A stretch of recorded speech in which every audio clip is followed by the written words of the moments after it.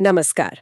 आज हम भारतीय न्यायिक व्यवस्था के एक बहुत ही महत्वपूर्ण और दिलचस्प पहलू पर चर्चा करने जा रहे हैं। जी। ये एक ऐसा शक्तिशाली उपकरण है जिसने आम नागरिक, खासकर जिनकी आवाज अक्सर अनसुनी रह जाती है, उन्हें न्याय के दरवाजे तक पहुंचने में मदद की है। हाँ, बिल्कुल। और हाँ, सिविल सेवा परीक्षाओं की तैयारी करने वालों के लिए ये विषय विशेष रूप से प्रासंगिक है, क्योंकि ये शासन, अधिकार और न्याय प्रणाली से सीधे जुड़ा है। यकीनन। हम बात कर रहे हैं जनहित याचिका, या जिसे आमतौर पर पीआईएल कहा जाता है। ये कैसे शुरू हुई, इसका असल मतलब क्या है और भारतीय लोकतंत्र में इसकी क्या भूमिका रही है? चलिए इस पर थोड़ी गहराई से बात करते हैं। बिल्कुल। पीआईएल को सिर्फ एक कानूनी प्रक्रिया समझना मेरे ख्याल से अधूरा होगा। अच्छा। हाँ, ये असल में सामाजिक न्याय और हमारे संवैधानिक मूल्यों को हकीकत बनाने का एक महत्वपूर्ण माध्यम है। लेकिन इसकी कहानी शुरू कहाँ से होती है, पहले वो जानना दिलचस्प है। हाँ, और ये बात शायद कई लोगों को चौंकाए कि इसका विचार भारत में नहीं जन्मा था। जी। इसकी जड़ें तो 1960s के दशक के अमेरिका में हैं। वहाँ इसका मकसद उन समूहों को कानूनी आवाज देना था जो अब तक इससे वंचित थे, जैसे गरीब लोग, पर्यावरण के लिए लड़ने वाले, उपभोक्ता या नस्लीय अल्पसंख्यक। सही। और भारत में ये अवधारणा आई 1980 के दशक की शुरुआत में। ये सुप्रीम कोर्ट की न्यायिक सक्रियता यानी जुडिशियल एक्टिविज्म की देन है। न्यायिक सक्रियता मतलब जब न्यायपालिका सामाजिक न्याय सुनिश्चित करने के लिए अपनी पारंपरिक भूमिका से थोड़ा आगे बढ़कर काम करती है। Justice VR. कृष्णा अय्यर और जस्टिस पी.एन. भागवती को भारत में इसका प्रणेता माना जाता है। हाँ, उनका नाम अक्सर सुनने में आता है। जी। इसे कभी-कभी सोशल एक्शन लिटिगेशन या सोशल इंटरेस्ट लिटिगेशन भी कहा गया है। तो फिर ये पीआईएल आखिर है क्या? आमतौर पर तो कानून कहता है कि अदालत वही जा सकता है जिसके खुद के अधिकार का हनन हुआ हो। हाँ, बिल्कुल। इसे लोकस स्टैंडी का नियम कहते हैं, यानी मुकदमा करने का अधिकार सिर्फ पीड़ित व्यक्ति को है। आपने सही पकड़ा। यहीं पर पीआईएल एक बड़ा अपवाद बनकर सामने आता है। कैसे? देखिए, लोकस स्टैंडी के पारंपरिक नियम को पीआईएल उदार बनाता है।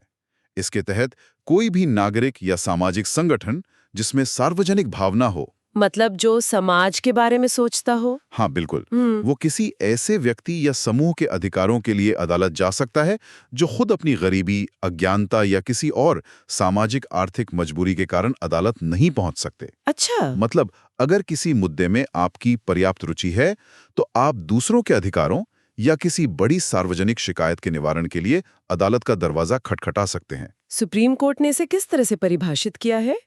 क्या कोई औपचारिक परिभाषा है? हाँ, सुप्रीम कोर्ट ने इसे समझाया है। हाँ। आसान शब्दों में कहें तो ये सार्वजनिक हित या सामान्य हित को लागू करने के लिए अदालत में शुरू की गई कानूनी कार्यवाही है, जिसमें जनता या समुदाय के एक बड़े हिस्से का कोई ऐसा हित जुड़ा हो जिससे उनके कानूनी अधिकार या दायित्व प्रभावित होते हों। ये परिभाषा इसके व्यापक दायरे को दिखाती है। बिल्कुल।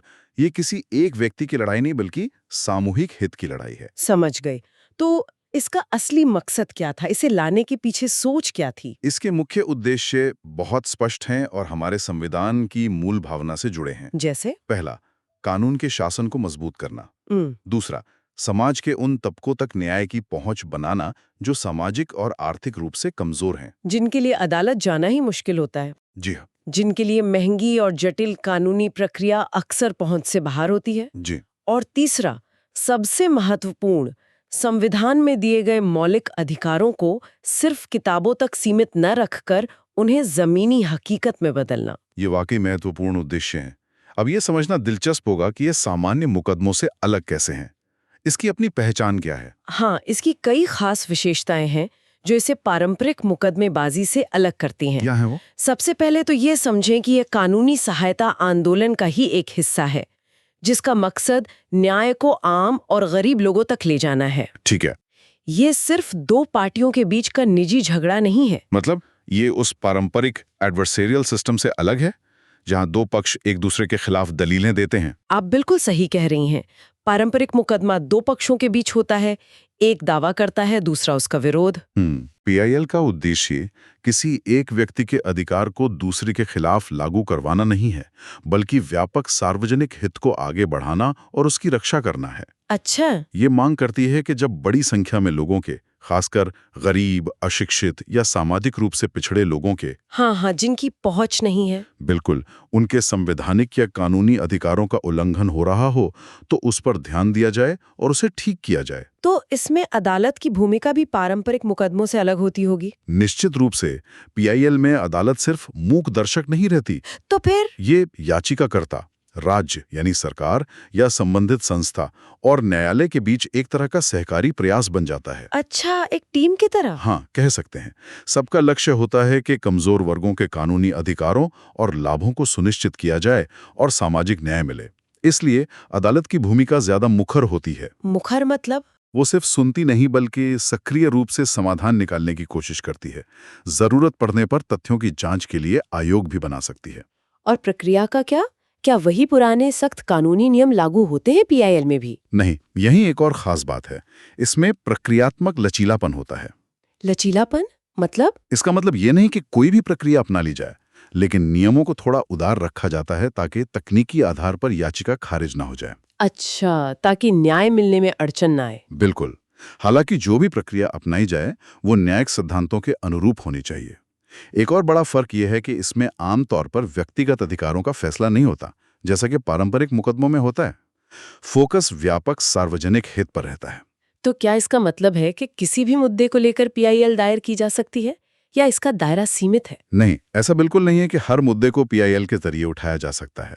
क्यों नहीं? अगर ऐसा होता तो शायद अदालतें याचिकाओं के बोझ तले ही दब जाती। सुप्रीम कोर्ट ने पीआईएल के दुरुपयोग को रोकने और व्यवस्था बनाए रखने के लिए कुछ दिशा निर्देश तय किए हैं। अच्छा, दिशा निर्देश है। कब बने थे ये? ये पहली बार 1998 में आए और फिर 1993 और 2003 में इनमें संशोधन भी हुए।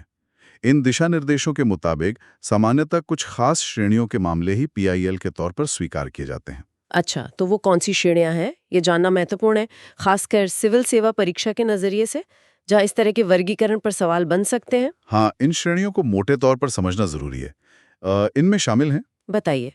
मूलभूत मानवाधिकारों के उल्लंघन से जुड़े मामले, जैसे बंधुआ मजदूरी या उपेक्षित बच्चे। ठीक है। फिर कमजोर वर्गों के शोषण से जुड़े मामले, जैसे श्रमिकों को न्यूनतम मजदूरी ना मिलना या उनके श्रम कानूनों का उल्लंघन। हाँ, इसमें व्यक्तिगत मामलों को छोड़कर। और जैसे एफआईआर दर्ज न करना, पुलिस उत्पीड़न या हिरासत में मौत। ओके। महिलाओं के खिलाफ अत्याचार से संबंधित मामले, जैसे दहेज हत्या, बलात्कार, अपहरण वगैरह। जी। अनुसूचित जाति एससी, अनुसूचित जनजाति एसटी और अन्य पिछड़े वर्गों ईबीसी के उत्पीड़न के मामले। और हाँ, व्यापक सार्वजनिक हित से जुड़े मुद्दे, जैसे पर्यावरण प्रदूषण, पारिस्थितिकी संतुलन, खाद्य अपमिश्रण, ऐतिहासिक धरोहरों का संरक्षण, वन और वन्य जीव सुरक्षा। अच्छा, मतलब पर्यावरण जैसे बड़े मुद्दे भी? जी हाँ। इसके अलावा दंगा पीड़ितों की याचिकाएं और कुछ विशेष मामलों में पारिवारिक पेंशन से संबंधित मुद्दे भी इसमें आ सकते हैं। और वो कौन से मामले हैं जिन्हें आमतौर पर पीआईएल के तौर पर स्वीकार नहीं किया जाता?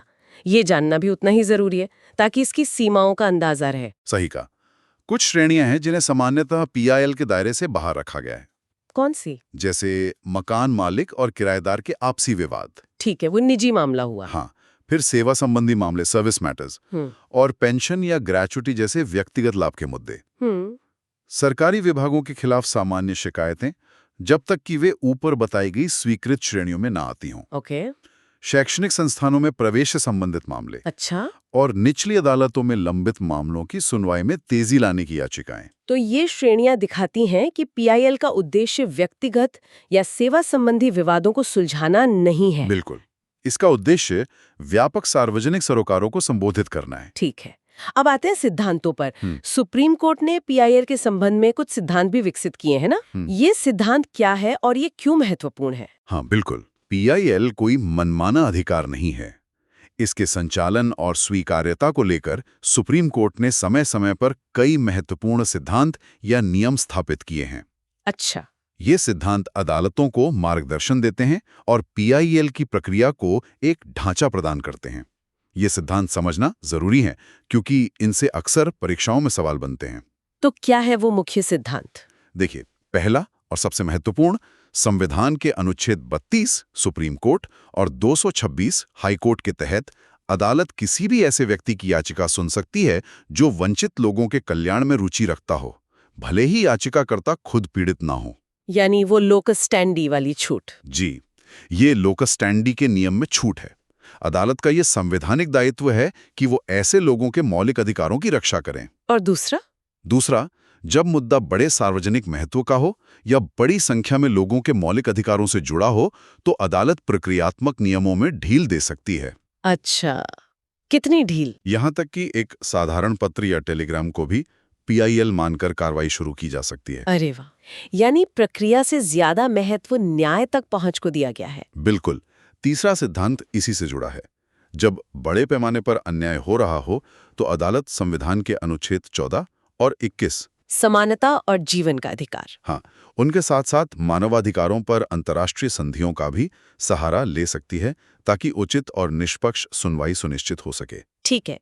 चौथा, जैसा हमने पहले कहा, लोकस स्टैंडी के नियम को उदार बनाया गया है, ताकि गरीब, वंचित या अक्षम लोग भी न्याय पा सकें। और पांचवा, अगर अदालत को पहली नजर में प्राइमा फेसी लगता है कि किसी वंचित वर्ग के संवैधानिक अधिकार का उल्लंघन हुआ है, तो वो राज्य या सरकार को सिर्फ इस आधार पर याचिका खारिज करने की अनुमति नहीं देगी कि याचिकाकर्ता कौन है या प्रक्रिया क्या अपनाई गई है।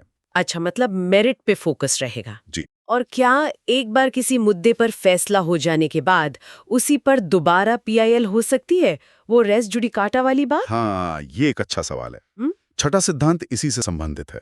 क्या कहता है वो? रेस जुडिकाटा का सिद्धांत PIL पर लागू होगा या नहीं, ये मामले की प्रकृति और तथ्यों पर निर्भर करता है। हर मामले में ये सख्ती से लागू नहीं होता, खासकर अगर कोई नया सार्वजनिक हित सामने आता है। अच्छा, तो गुंजाइश रहती है। हाँ। सातवां सिद्धांत है कि पूरी तरह से निजी कानून के दायरे में आने वाले दो समूहों के आपसी विवाद को PIL के रूप में उठाने की अनुमति सामान्यतया नहीं दी जाती। ठीक है। आठवां, लेकिन दिलचस्प बात यह है कि अगर कोई व्यक्ति अपने निजी हित के लिए भी अदालत आया हो, पर मामला ऐसा हो जिसमें व्यापक सार्वजनिक हित छिपा हो, तो अदालत उस मामले की जांच सार्वजनिक हित में कर सकती है। मतलब नियत निजी हो पर मुद्दा सार्वजनिक हो तो चल सकता है। कुछ खास परिस्थितियों में, हाँ। 9वां, विशेष परिस्थितियों में अदालत तथ्यों का पता लगाने के लिए आयोग या विशेषज्ञ समिति नियुक्त कर सकती है। ये हमने पहले भी बात की थी। हाँ। क्या अदालतें PIL के जरिए सरकार की नीतियों में भी दखल देती हैं? इसकी क्या सीमा है? ये अक्सर बहस का मुद्दा रहता है। बिल्कुल, ये एक संवेदनशील मुद्दा है। 10वां सिद्धांत कहता है कि अदालत सामान्यतः नीतिगत मामलों, पॉलिसी मैटर्स में हस्तक्षेप नहीं करेगी। क्यों? क्योंकि ये कार्यपालिका का क्षेत्र माना जाता है। अदालत लोगों के अधिकारों की रक्षा करते समय अपने अधिकार क्षेत्र की सीमाओं का भी ध्यान रखेगी। शक्तियों के पृथक्करण का सम्मान किया जाता है। ठीक है। और 11वां, अदालत न्यायिक समीक्षा, जुडिशियल रिव्यू के स्थापित दायरों से बाहर नहीं जाएगी। ये भी ध्यान रखना महत्वपूर्ण है कि हाईकोर्ट पूर्ण न्याय करने के लिए आदेश दे सकते हैं, लेकिन उनके पास संविधान के अनुच्छेद 142 जैसी असीमित शक्ति नहीं है। वो शक्ति सिर्फ सुप्रीम कोर्ट के पास है। जी हाँ। और 12वां, सामान्यतः हाईकोर्ट को किसी कानून की संवैधानिकता या वैधता को चुनौती देने वाली PIL पर सीधे विचार नहीं करना चाहिए जब तक बहुत मजबूत कारण ना हो। तो ये सिद्धांत PIL को एक दिशा और संतुलन देते हैं। ये स्पष्ट है कि PIL एक बहुत शक्तिशाली हथियार है, लेकिन जैसा अक्सर होता है, शक्तिशाली चीजों के दुरुपयोग का खतरा भी रहता है।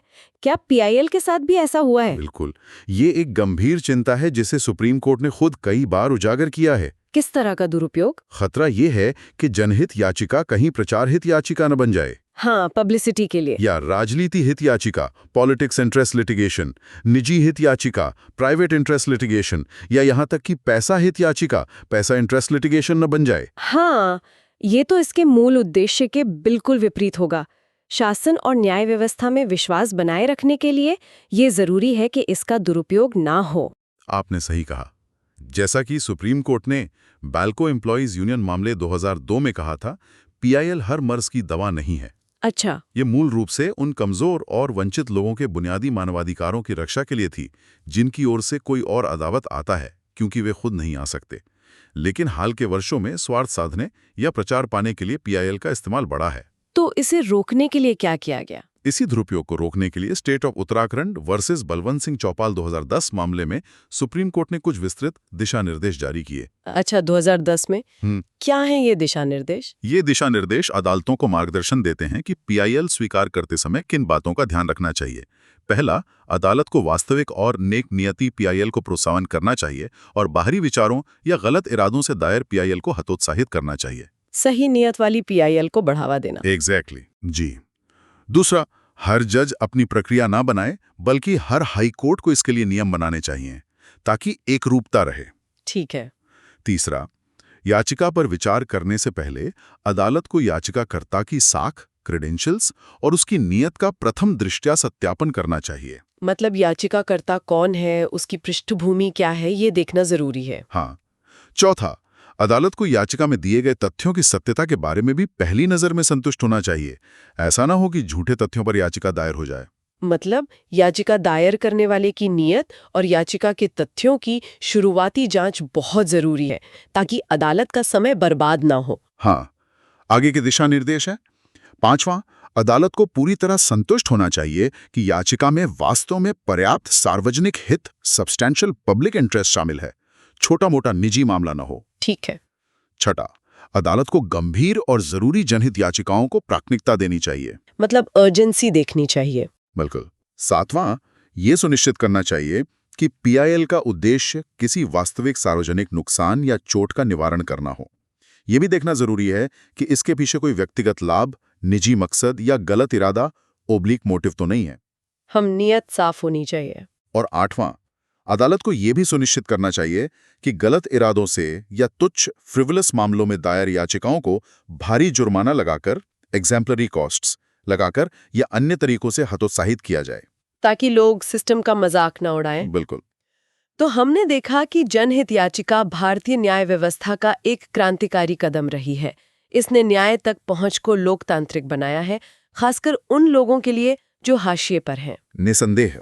इसकी विशेषताएं, दायरा, सिद्धांत और दुरुपयोग रोकने के दिशा निर्देश, ये सभी पहलू सिविल सेवा परीक्षाओं के लिए बेहद महत्वपूर्ण है, क्योंकि ये शासन, मौलिक अधिकार और न्यायिक प्रक्रियाओं के अध्ययन का एक केंद्रीय हिस्सा है। निश्चित रूप से। और ये समझना भी जरूरी है कि पीआईएल एक विकसित होती अवधारणा है, ये कोई पत्थर की लकीर नहीं है। हाँ, समय के साथ बदलती रही है। जी। इसके दुरुपयोग को रोकने के प्रयास उतने ही महत्वपूर्ण हैं जितना कि इसका सदुपयोग सुनिश्चित करना।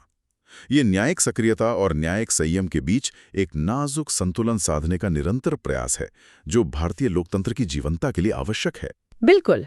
आज की चर्चा यहीं समाप्त करते हैं, पर हमारे श्रोताओं के लिए एक विचार छोड़ जाते हैं। जरूर।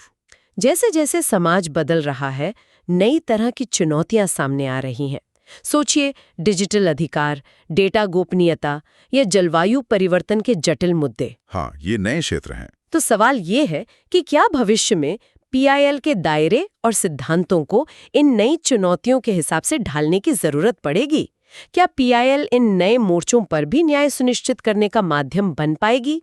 इस पर सोचिएगा जरूर। नमस्कार। नमस्कार।